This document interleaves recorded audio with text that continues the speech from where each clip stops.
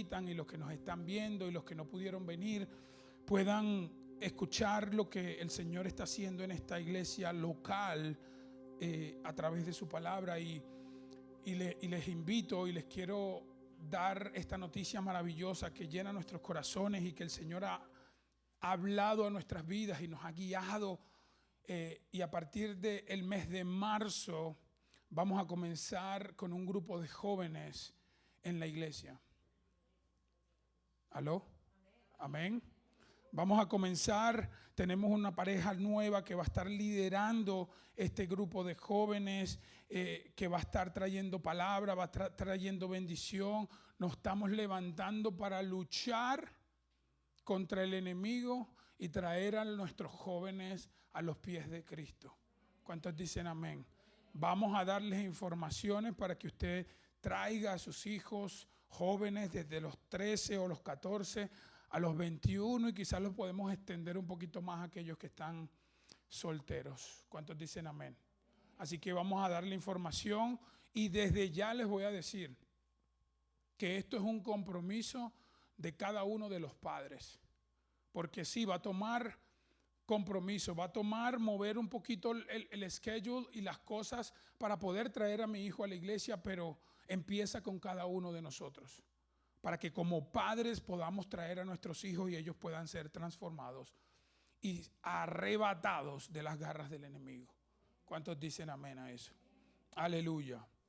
Otra cosa antes de empezar con el mensaje, esta semana tendremos los grupos bíblicos de la iglesia, miércoles mujeres 7 de la noche, viernes hombres a las 7:30. Todos están invitados. Aleluya.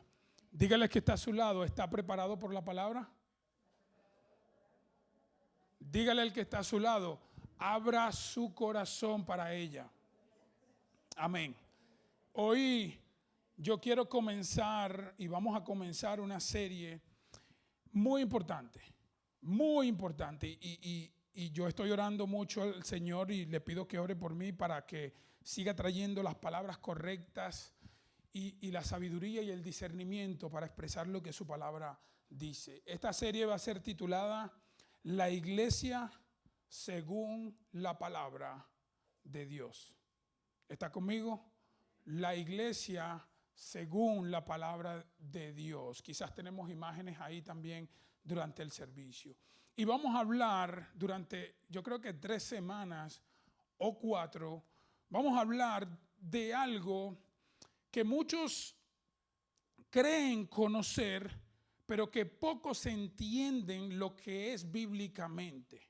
Y eso es la iglesia.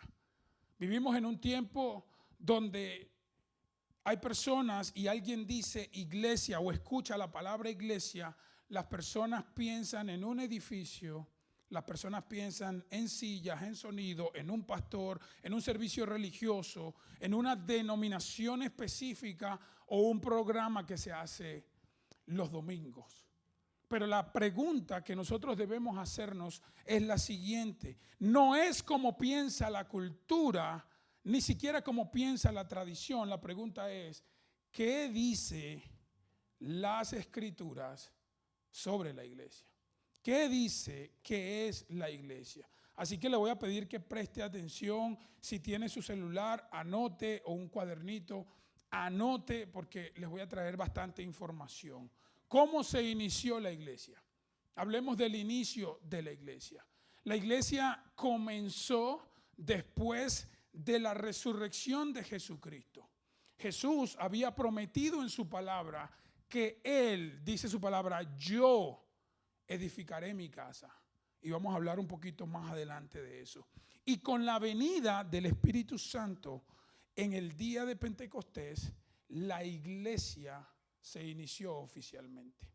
Ese día 3,000 personas respondieron al sermón de Pedro y ese día decidieron seguir a Cristo. ¿Quiénes fueron esos primeros personas? ¿Quiénes fueron esas 3,000 personas que respondieron? Bueno, los primeros convertidos fueron los judíos que estaban ahí. Judíos que no creían en sus costumbres o que se habían alejado de sus costumbres y creyeron en Jesús, creyeron en el Mesías. Y la iglesia fue centrada en Jerusalén.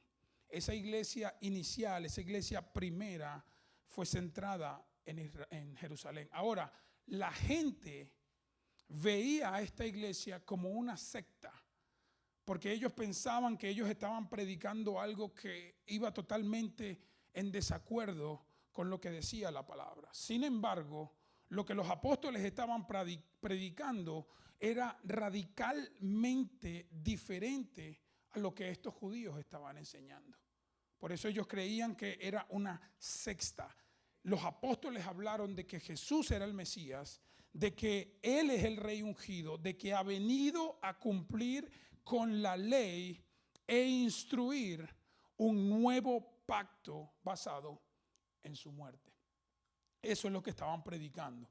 Y este mensaje les retaba a los judíos porque los apóstoles predicaban: ustedes asesinaron al Mesías, ustedes crucificaron, ustedes mataron a su propio Mesías. Y enfurecidos los líderes querían agarrarlos, ponerlos presos y hasta matarlos.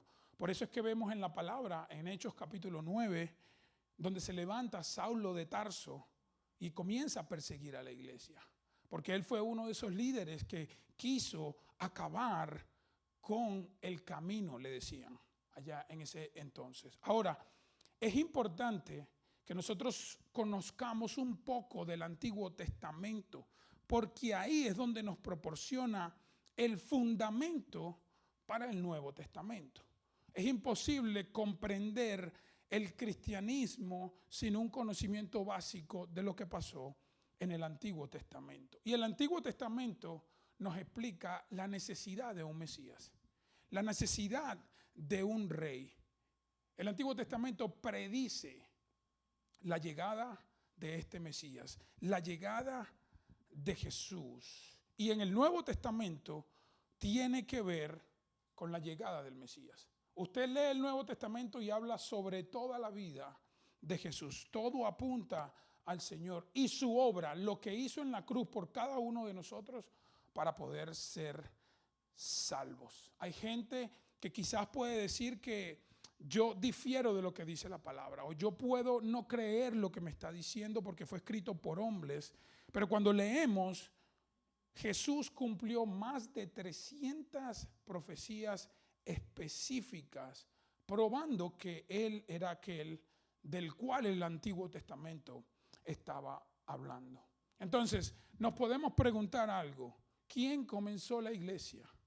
¿Quién es la base fundamental de la iglesia? Por ahí escuché Jesús, amén. Cristo es el fundador de la iglesia.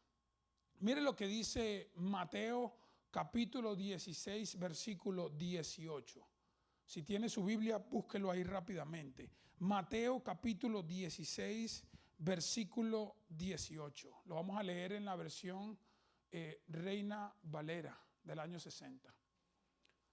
Mateo 16, 18. Dice: y yo también te digo que tú eres Pedro, y sobre esta roca edificaré mi iglesia, y las puertas del Hades no prevalecerán contra ella.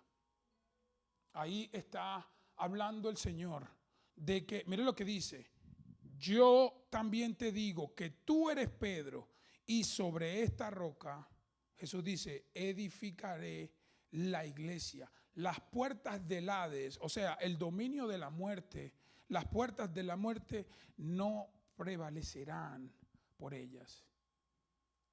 Jesús no dijo: el pastor edificará la iglesia, los líderes levantarán la iglesia, una denominación edificará la iglesia. No, Él dijo: yo edificaré mi iglesia. Así que la iglesia tiene un dueño, la iglesia tiene un arquitecto, la iglesia tiene un fundamento, y ese fundamento se llama Jesucristo. Ahora, si buscamos en el diccionario, edificar significa construir o levantar un edificio, una casa o cualquier tipo de obra material. Y cuando usted ve que se levanta un edificio o se edifica algo, eso viene a proveer cosas para las personas que van a usar esto. Eso viene a traer cuidado, protección, orden, estabilidad. Y aquí en Mateo 16, versículo 18, es la primera vez que se nombra la palabra iglesia. Cuando Jesús dijo, yo edificaré mi iglesia. Ahora, iglesia en el Antiguo Testamento o en el original se escribe eclesia, ahí como lo está viendo en las pantallas. En el original viene de dos palabras de estas raíces. Ek, que significa fuera de, y kaleo, que significa llamar. Entonces, el significado literal de la iglesia es los llamados fuera. Todos los que estamos aquí hemos profesado fe en Jesús, hemos sido llamados por el Señor. ¿Cuántos creen eso? Hemos sido llamados por el Señor. Así que una asamblea, la iglesia es una asamblea de ciudadanos convocados para reunirse con un propósito: adorar a nuestro Señor Jesucristo. Cuando Jesús habló en Mateo de eclesia, de la iglesia, Él no habló de las paredes, Él no habló de las sillas, Él no habló del edificio, Él no habló directamente del pastor o de los líderes. No, Él estaba anunciando a un pueblo redimido por la sangre derramada en la cruz del Calvario. A un pueblo perdonado de sus pecados para poder recibir salvación. Ahí es lo que estaba hablando de lo que era iglesia. Entonces, cuando Jesús habla de su iglesia, ¿está hablando sobre el edificio o sobre el grupo de personas? Amén. Está hablando sobre el grupo de personas que han sido llamadas a pertenecer a Dios, que han sido llamados a pertenecerles a Cristo y vivir bajo la autoridad de Él y la palabra. Eso es la iglesia. Personas, no edificios. Y les voy a poner un ejemplo. Vamos a ver si este ejemplo puede tocar algo. Porque, escucha esta frase: cuando algo deja de usarse para el propósito por el cual fue creado, no pierde su forma, pero sí pierde su esencia. Un carro. Hay personas que les encantan los carros, son fanáticos de los carros. Y hay personas que también tienen sus carros guardados en un garaje, los lavan todos los días, los limpian, los pintan, pero no los sacan. El carro no cambia su forma, el carro se sigue viendo bien, el carro tiene su motor, pero no está siendo usado con el propósito por el cual fue creado. El carro fue creado para movernos de un lugar a otro. Ahí en el garaje no está cumpliendo esa función. ¿A qué voy con esto? Igualmente pasa con muchas cosas, incluso en la iglesia.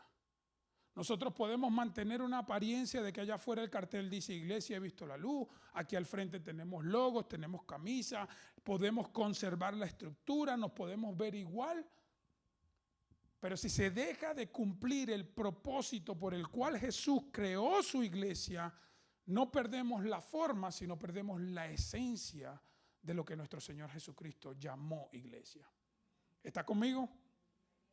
Ahora, hay veces, y esto es importante, por eso nosotros debemos vivir bajo la dirección de la palabra de Dios.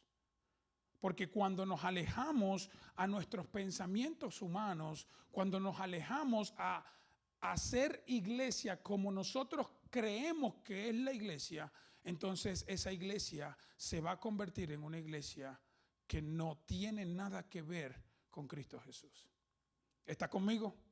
A veces cuando las personas quieren hablar de lo que quieren hablar de lo que es iglesia o como pueden interpretar la palabra de Dios, se pierde el propósito de la iglesia.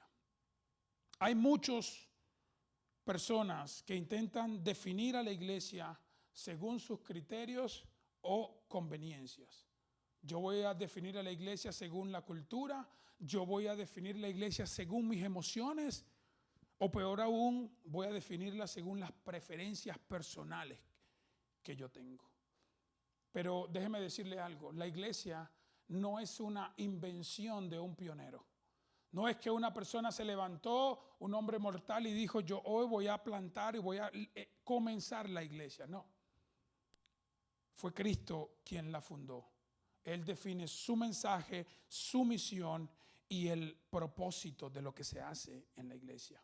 Así que si Cristo es el fundador de la iglesia, entonces surge la siguiente pregunta: ¿cómo comenzó visiblemente la iglesia? Y aquí hablamos de lo segundo que quiero hablar. Lo dije al principio, que la iglesia comenzó el día de Pentecostés en Hechos capítulo 2, cuando el Espíritu Santo descendió sobre los que estaban ahí. ¿Se acuerda de ese pasaje? Que todos fueron derramados por el Espíritu, dice la palabra. Hechos 2 nos muestra el nacimiento visible de la iglesia. Recuerden, murió Jesús, resucitó, ascendió hacia el Padre, y ahí fue que el Espíritu Santo descendió en Pentecostés. Yo no lo tengo en mis notas y no se los di a los muchachos, pero lo voy a leer para que algunos lo puedan ver. En Hechos capítulo 2, desde el versículo 1, lo voy a ver. Dice: la venida del Espíritu Santo. Cuando llegó el día de Pentecostés, estaban todos unánimes juntos, y de repente vino del cielo un estruendo como de un viento recio que soplaba, el cual llenó toda la casa donde estaban sentados, y se les aparecieron lenguas repartidas como de fuego, asentándose sobre cada uno de ellos.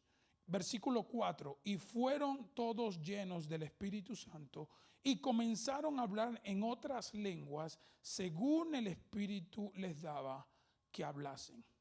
Algo que tengo que decir aquí es que cuando habla el autor de Hechos y está hablando de que posaron lenguas y comenzaron a hablar lenguas, está hablando de diferentes idiomas. Más adelante, en el versículo 9, dice que habían pardos, medos, elamitas, gente de Mesopotamia, Judea, Ponto, Frigia, Panfilia, y después dice, todos escucharon en su lengua materna proclamar el evangelio del Señor. Amén. Entonces, ahí comienza la iglesia. Mire lo que dice el versículo 41 de Hechos capítulo 2. Dice: así que los que recibieron su palabra fueron bautizados, y se añadieron aquel día como 3,000 personas. Y aquí hay un orden bíblico de cómo las personas vienen a ser parte de la iglesia. Primero, hay predicación de la palabra. Segundo, hay convicción del Espíritu Santo.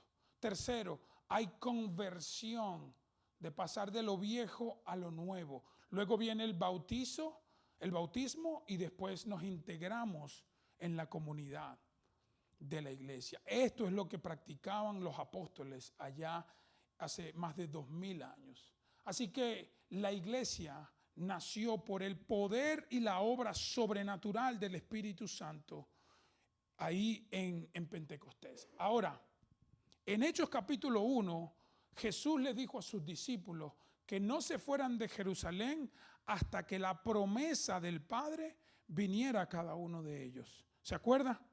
Piensen los discípulos por un momento. Antes de Pentecostés, ellos estaban temerosos, escondidos y sin dirección. Su maestro había muerto y su maestro había ascendido. No sabían lo que iban a hacer. Pero dice la palabra que Jesús les dijo en Hechos capítulo 1, versículo 8, les dijo: cuando venga el Espíritu Santo, recibirán poder y ustedes serán mis testigos en Jerusalén, en Judea y Samaria y hasta los confines de la tierra. Ese poder que está hablando Jesús mora en cada uno de nosotros. Los apóstoles, eso les trajo valentía para ellos comenzar a predicar la palabra de Dios. ¿Qué cambió? ¿La estrategia? ¿Qué cambió? ¿La estructura de cómo hicieron? ¿O el marketing espiritual cambió? No. Lo que cambió fue la obra del Espíritu Santo cuando vino a morar en los discípulos. De igualmente nosotros, usted donde está, yo estoy seguro que usted a veces ha predicado la palabra por el impulso del Espíritu Santo. Y quizás usted dijo, wow, yo no pensaba que yo sabía tanto eso de la palabra. pero el Espíritu habló a través de mí. Ese es el poder espiritual que mora en cada uno de nosotros. El Señor nos va a usar, dice la palabra que hasta piedras va a usar el Señor para predicar su palabra. Entonces, dicho esto, de ahí, iglesia, la importancia de nosotros poder vivir bajo la palabra de Dios. Nosotros como iglesia, no todo lo que hacemos no gira alrededor de entretenimiento, no gira alrededor de emociones o mensajes motivacionales, no, gira alrededor de la palabra y la comunión espiritual con nuestro Espíritu Santo. Por eso es importante que nosotros vivamos bajo la palabra de Dios, que todo lo que hagamos como iglesia esté cimentado en la palabra, que todo lo que practiquemos esté escrito en su palabra y que no permitamos que nuestras emociones, que nuestras experiencias humanas puedan tomar el control y llevar enseñanzas que no tienen nada que ver con Dios. Mire, hay personas que siempre me preguntan, pastor, ¿a usted le da nervios subir a predicar? ¿A usted le da ese sustico que a veces a nosotros nos da cuando hablamos arriba ahí en la tarima? Y yo les digo, sí, me da un nervio adentro de mí, pero el nervio que me da es predicar algo que esté totalmente contrario a lo que el Señor Jesús está hablando, lo que habla su palabra. Ese es el temor, esa es la responsabilidad que yo tengo cuando me monto aquí o cuando estoy en mi casa, en mi oficina, preparando un mensaje. Y yo siempre le pido a Dios, Señor, castígame si yo predico algo que va en contra de tu palabra. Le digo, Señor, perdóname si yo interpreto la palabra conforme a mis pensamientos y a mis situaciones personales que me están pasando en ese momento. Porque es una responsabilidad y todos lo que enseñamos debemos aprender de la palabra. Hermanos, como miembros de la iglesia de Cristo, nosotros estamos llamados a vivir bajo la dirección del Espíritu Santo. Estamos llamados a vivir bajo su palabra. Estamos llamados, ¿sabe qué? A imitar el carácter de Cristo en nuestro trabajo, en nuestro hogar, en donde hacemos nuestros juegos, donde quiera que vayamos. Mire lo que dice la palabra, sean imitadores de Dios en todo lo que hagamos, porque somos sus hijos amados. Y nos manda a que sigamos el ejemplo de Cristo en su demostración de amor y sacrificio por nosotros.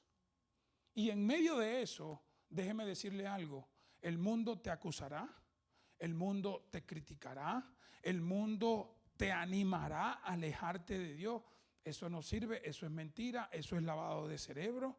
Pero hoy yo quiero que tú sepas y dejarte saber de que tú no perteneces a este mundo, de que tú no eres este mundo, de que Dios te sacó del mundo. Haga algo conmigo, levante su mano ahí donde está y si usted lo cree, repita conmigo, yo no pertenezco al mundo. ¿Cuántos dicen amén a eso? Juan dice en el capítulo 15, versículo 19, mire lo que dice, que el mundo los amaría si ustedes pertenecieran al mundo. Pero dice Jehová de los ejércitos que tú ya no perteneces al mundo porque Él te eligió para que salieras del mundo. Y aquí está la clave. Y por eso el mundo les odia. Así que no te sorprendas, iglesia, cuando hablen mal de ti. No te sorprendas cuando hablen a tus espaldas. No te sorprendas cuando te critiquen, cuando te rechacen. Hoy quiero decirte que tú no caminas solo. Cristo está contigo, Cristo está a tu lado y tu identidad no está definida por lo que dicen los demás de ti. Tu identidad está definida en lo que Cristo ha dicho por ti, por el amor y la aceptación de lo que tienes que en Él. Así que yo hoy quiero animarles a que ustedes se mantengan firmes en lo que el Señor ha dicho quién tú eres. Que tú eres cabeza y no cola, que tú eres vencedor, que tú vas a tener la victoria y que vamos a vivir en el reino con Él cuando venga por segunda vez. Iglesia, Él prometió sostenerte hasta el final. ¿Cuántos pueden darle un aplauso al Señor por eso?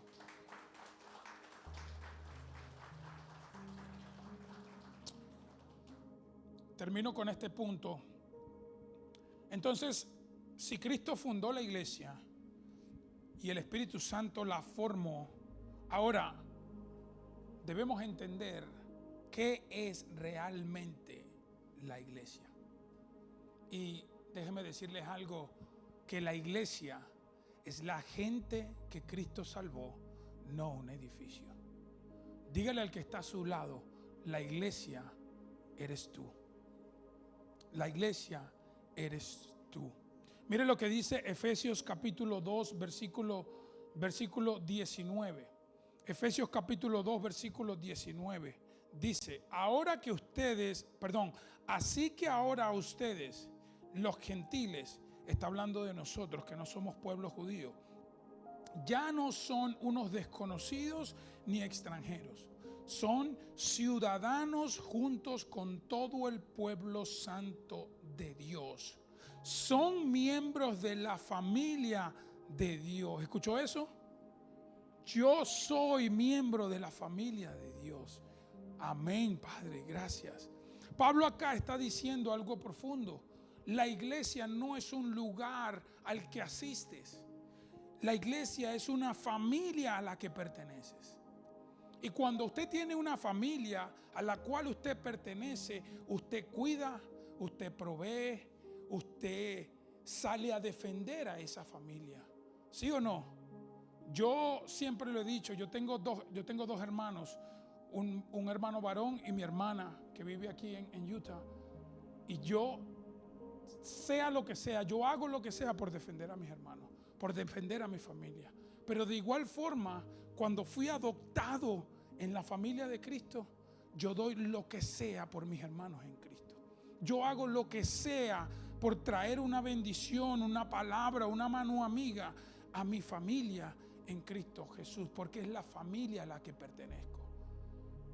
La palabra dice que cuando nosotros creímos en Jesús, nos dio la potestad de ser llamados hijos de Dios.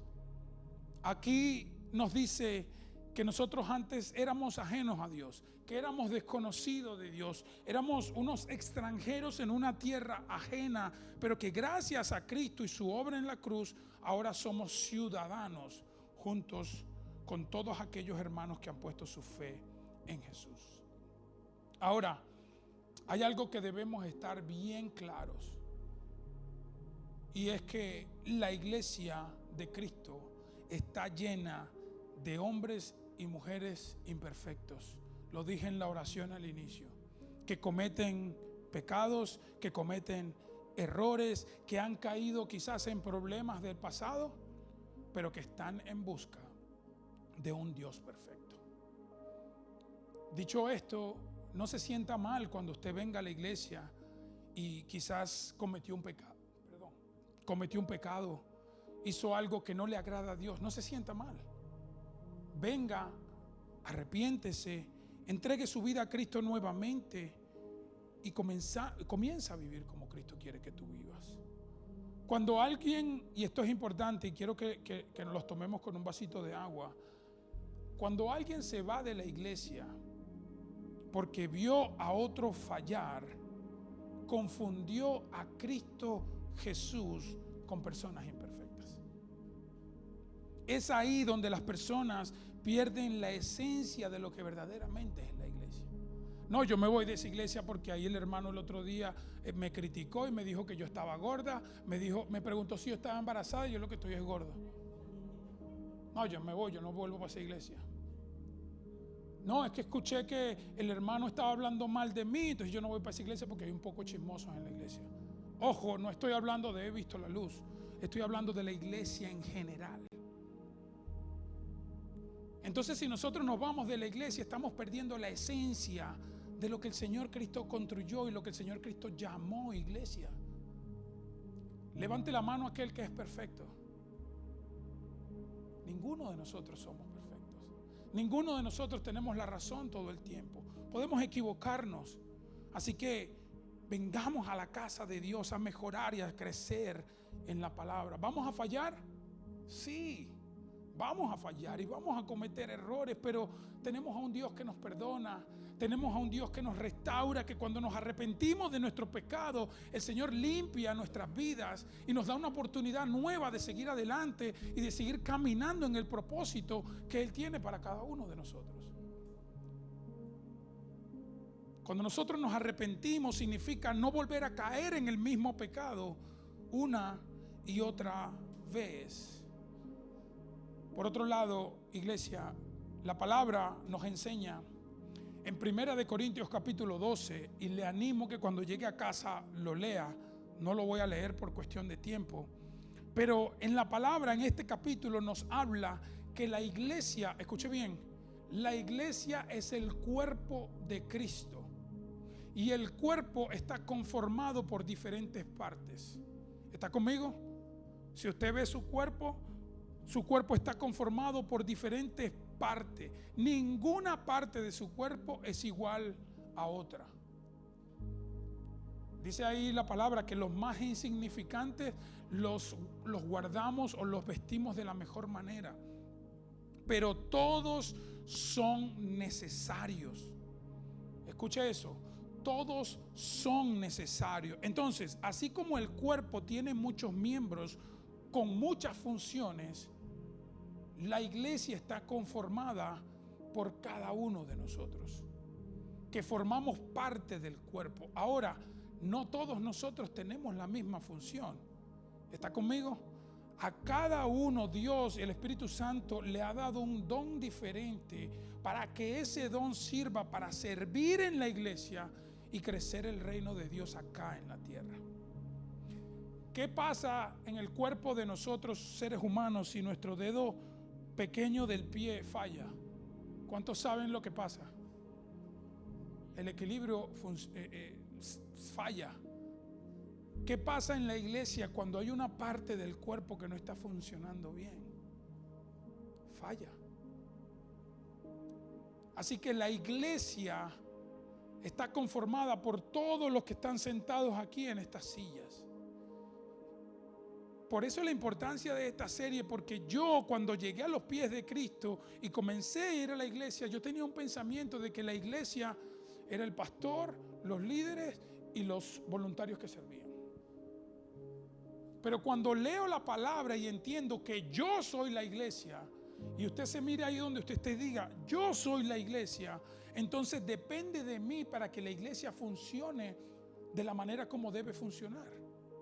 Depende de mí yo crecer espiritualmente para conocer las grandezas de la palabra de Dios, para yo poder predicar la palabra a aquellos que necesitan salvación.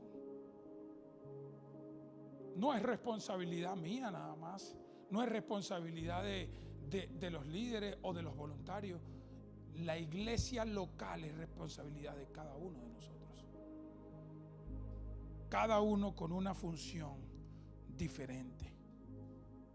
Ahora, cuando la iglesia se aleja del diseño bíblico, aparecen consecuencias. Y eso fue lo que pasó con la iglesia de Corintios. La iglesia de Corintios se olvidó de lo que era la iglesia. Se olvidó de lo que el Señor había traído a través del apóstol Pablo para llevar a una iglesia, y aparecieron divisiones, aparecieron malos comentarios, apareció orgullo y falsa espiritualidad. La Biblia muestra que cuando Cristo deja de ser el centro, aparecen divisiones. Lo voy a decir de esta forma. La Biblia muestra que cuando Cristo deja ser el centro de la iglesia, o sea, de mí, aparecen divisiones. Por eso la palabra nos anima y nos incita a soportarnos los unos a los otros, a amarnos, a perdonarnos y a buscar unidad en el cuerpo. ¿Cuántos dicen amén a eso? Y tristemente, en ocasiones me encuentro algunos creyentes que piensan que ser parte de la iglesia es solamente venir los domingos y asistir a los cultos o ver los cultos en línea y ya, ahí recibí la palabra.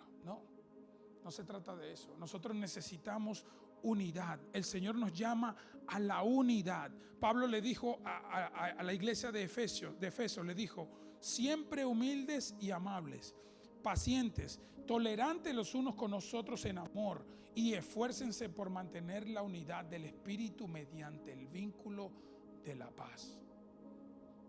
Esto es lo que nosotros debemos practicar como iglesia local. Ahora, quiero terminar con esto, concluyo con esto. La iglesia y la unidad no tiene que ver con reunirnos solamente los domingos. Tiene que ver con preocuparnos los unos por los otros. De saber de que si hay alguien que está pasando por un mal momento, o por algún dolor, o está enfermo, o usted ve en la silla, wow, mi hermano se sienta siempre en la tercera silla, en el primer puesto, y no ha venido las últimas 3 semanas. Entonces, vamos a mandarle un mensajito, vamos a llamarle, vamos a visitarle. El problema de esto es que la gente piensa de que el único que puede llamar, visitar y llevar comida es el pastor. No. Todos y cada uno de nosotros estamos llamados a preocuparnos por las personas. Nuestro hermano Manuel, muchos conocen a nuestro hermano Manuel, tiene semanas sin venir a la iglesia. ¿Quién le ha mandado un mensajito? ¿Quién lo ha llamado? ¿Quién le ha escrito? Está pasando por una situación difícil en su vida, pero debemos mantenernos y enviar como hermanos un mensaje, saber cómo está. Quizás hoy en día hay gente nueva aquí, o hay personas que han venido constantemente y usted ni siquiera sabe el nombre de ellos. ¿Qué tal si yo hoy me acerco a su mesa y me siento? ¿Cómo está? Mucho gusto. ¿Cómo es su nombre? Oh, wow, ¿de dónde eres? ¿Qué necesitas? ¿Puedo orar por ti? A lo mejor piensas, no, es que eso va a ser mucha carga para mí, pastor, eso va a ser mucho tiempo. No. Realmente se trata de la obediencia a Cristo. Se trata del compromiso que tenemos con la obra de Cristo Jesús. Por otro lado, quiero felicitar a aquellos que sí lo hacen, que constantemente están escribiendo, están llamando, están visitando, aquellos hermanos que están comprometidos y esforzados, aquellos que están en el ministerio, aquellos que con la verdad caminan en todos lados y podemos recibir apoyos de parte de ellos. Amén. Vamos a ponernos de pie y a terminar este servicio. Toda la palabra apunta a nuestro Señor Jesucristo. Jesucristo fue quien edificó la iglesia. Jesucristo fue quien trajo este concepto nuevo de la iglesia por medio de su Espíritu Santo. Y hoy hay una oportunidad grande para aquellos que quizás no han profesado su fe en Cristo o no han creído en Cristo, o quizás se han alejado del Señor Jesucristo. Hoy, 22 de febrero, el Señor te está dando la oportunidad de decir, bueno, Señor, ¿será que esto es verdad? ¿Será que sí lo que se escribió hace tantos años? ¿Será que las profecías que se cumplieron, será que es verdad? Yo hoy te animo a que tú digas, bueno, voy a probar al Señor. Hoy yo voy a entregar mi vida a Cristo genuinamente. Yo hoy me voy a arrepentir de mis pecados. Y déjame decirte que vas a experimentar el amor y la transformación de Cristo en tu vida. Hay algo que yo tengo mucho tiempo sin hacer y es hablar de mi testimonio. Y una parte de mi testimonio, y un día de esto lo voy a hacer un domingo para hablar de cómo el Señor me trajo a Cristo, pero una parte de mi testimonio es que yo, y no estoy animándolos a hacer, pero yo reté al Señor. Yo en medio de lo que me pasó y mi dolor y mi lesión de rodilla, yo reté al Señor. Bueno, si tú existes de verdad, si tú eres ese Dios que tú dices ser, entonces yo te pido que tú sanes mi rodilla. Si tú sanas mi rodilla, entonces yo te voy a adorar, te voy a exaltar y todo lo que haga va a ser para glorificar tu nombre. Mire dónde el Señor me tiene hoy en día. Cada testimonio es diferente, pero yo cuando empecé y sentí el poder de Dios en mi vida, como fue transformando lo que yo era y lo que empezó a convertir en mi vida, yo dije, wow, Señor, qué bendición. Y hay algo que no me gusta decir, pero lo voy a decir. Y espero que no se malinterprete. Hay gente, y he escuchado gente que dice, si lo del Señor y caminar con Cristo no es verdad, yo prefiero vivir en eso que vivir en un mundo lleno de odio, perdón, fornicación, adulterio y muerte.